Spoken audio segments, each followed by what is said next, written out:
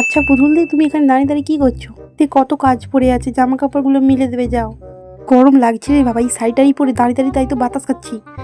এই কাজের লোক বলে মানুষ নয়, একটু বাতাস খেতে পারবো না? ধুর।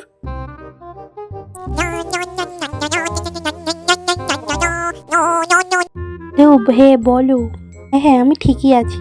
পুতুল দি, তুমি কার সঙ্গে কথা বলছো? ঠিক করে কাজে মন দাও।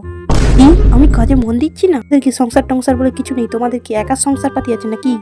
এই কাজের লোক বলে মানুষ নয়। একে একটু লিপস্টিক পরে দিই। দি, তুমি এখানে লিপস্টিক পরছো কাজে ফাঁকি দিয়ে?